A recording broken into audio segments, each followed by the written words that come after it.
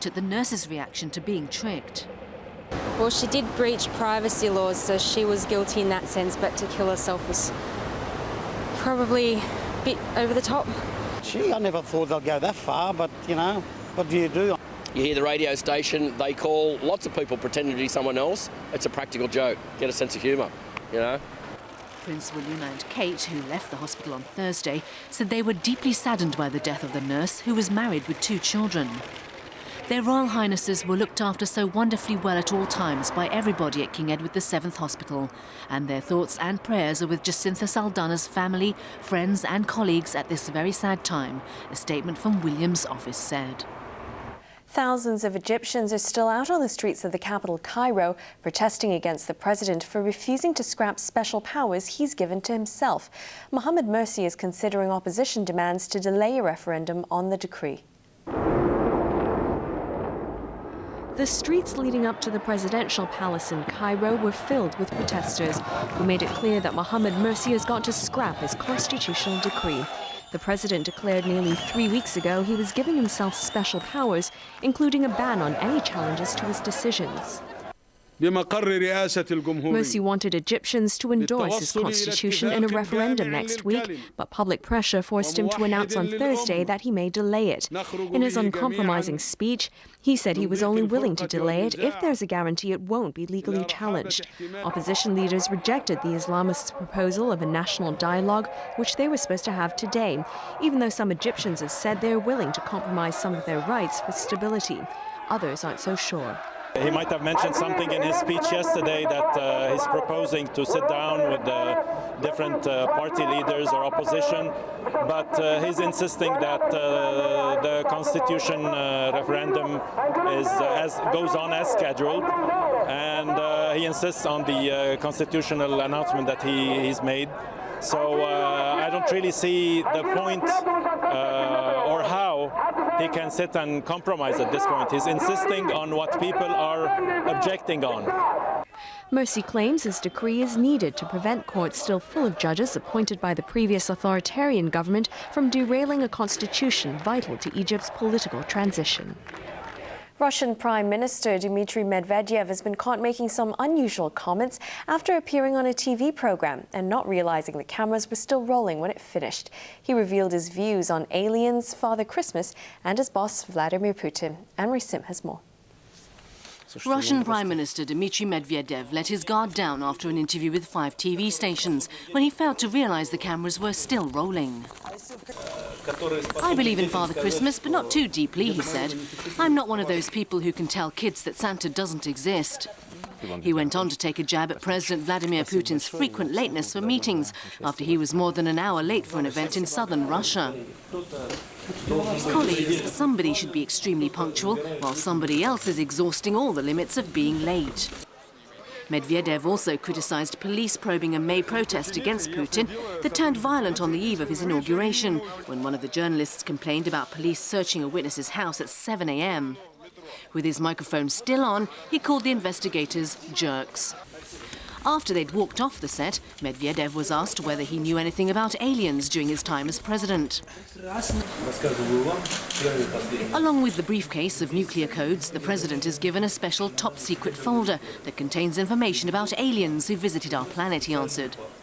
Medvedev said presidents are given reports about the absolutely secret special service that has control over aliens in the territory, and more detailed information on the topic can be found in the film Men in Black.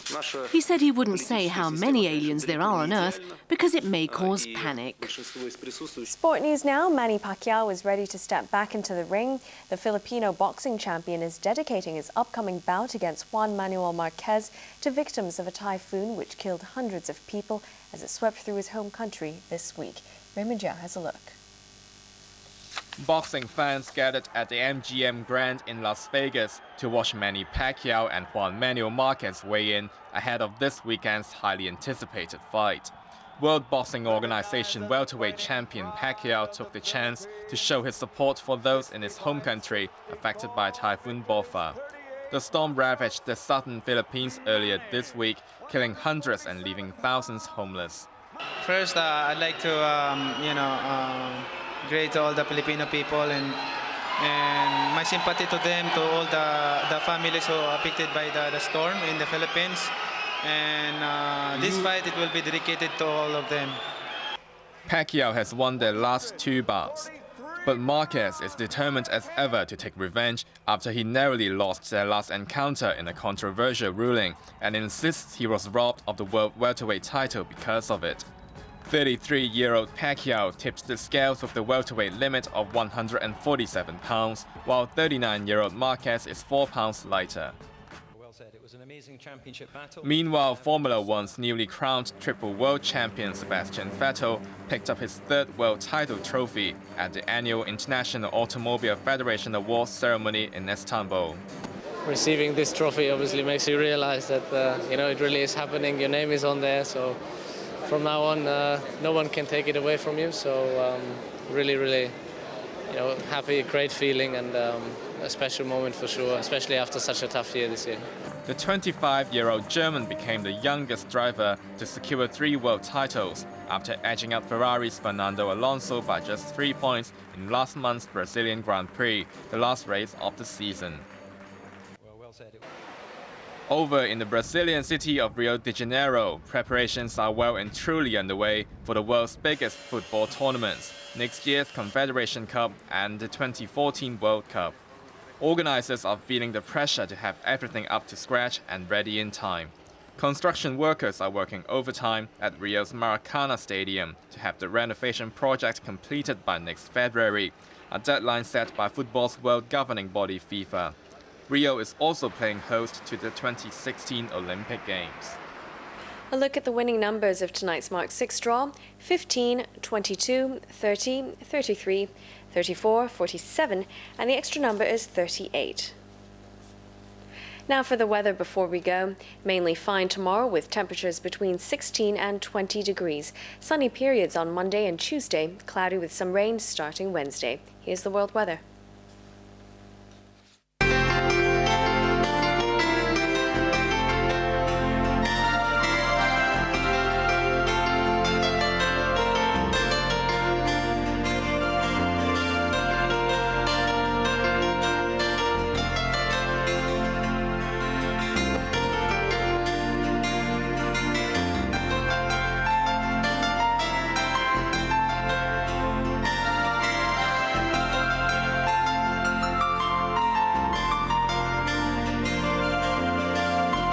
That's the news tonight. Thanks for watching ATV. I'm Haylene Chan. Enjoy the rest of your weekend. Good night.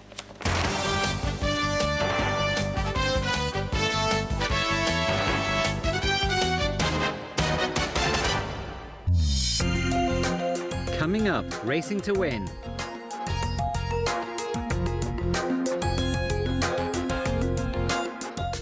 Miss Asia, j'adore. The 2012 ATV Miss Asia Pageant, the Greater China Final Top 20 contestants. Number 11, Milky Food. Number 12, Nicole Hahn.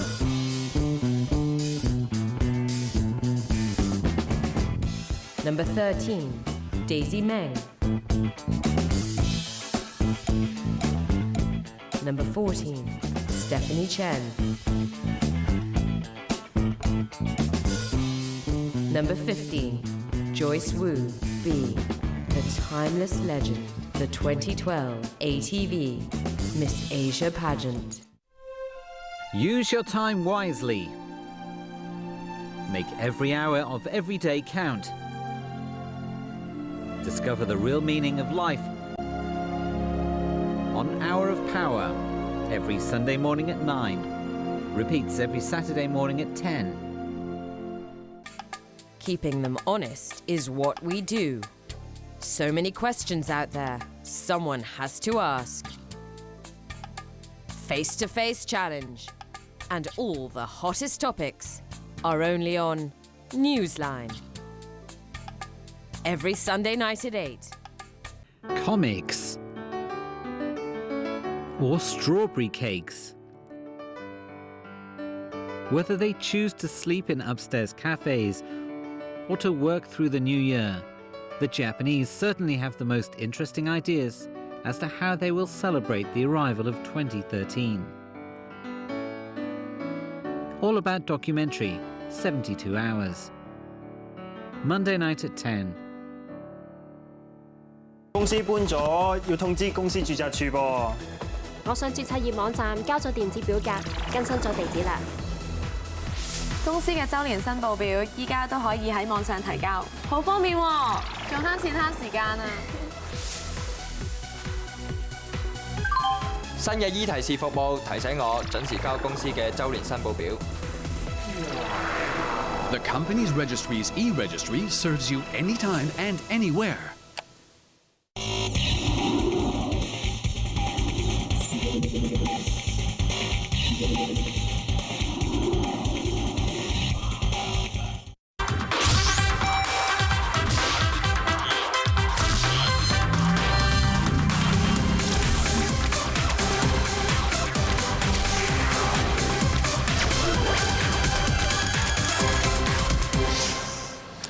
Well, good evening, everyone. It's the greatest show on turf tomorrow. That's what it's billed for the international races for 2012 and sponsored this year by Longines.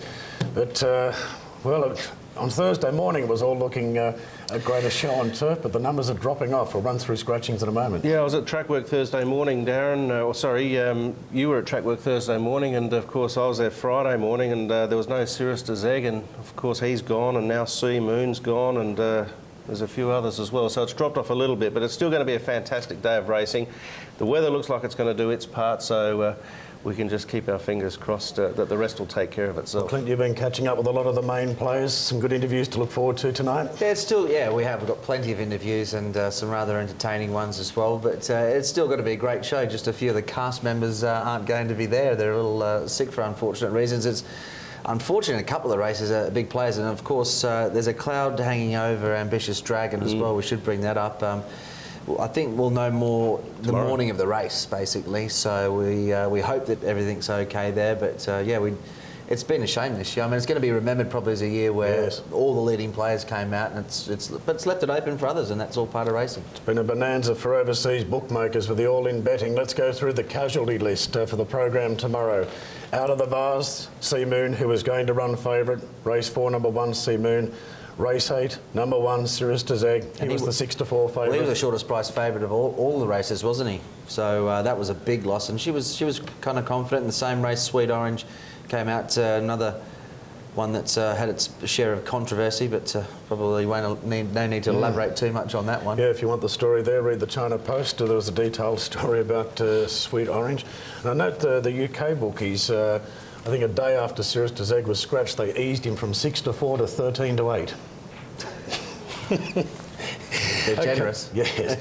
Well, you know it's a good program when you've got horses like Little Cow and Solar Great going head-to-head in race 1. Yeah, absolutely. Let's take a look at some of the work. And we will look. Little Cow, I think, has only had 2 pieces of work since that last run. But having said that, he'd had a very light prep going to both runs. So, look, he's got a great action. He gallops over a lot of ground, and he's got to carry the weight this time. But he's obviously a pretty classy individual, and I'd be backing him to probably, you know, carry the weight and perform well. I think Affluence of Rain will. Dave Farrar has got him back in the yard, and he ran, I thought, a bold race for him first up. He should strip a little fitter, awkwardly drawn there tomorrow, but, you know, this was solid work from him down the back straight not that long ago on the 6th of December, and he seemed to be going well. He had worked in trial ball going to the last run.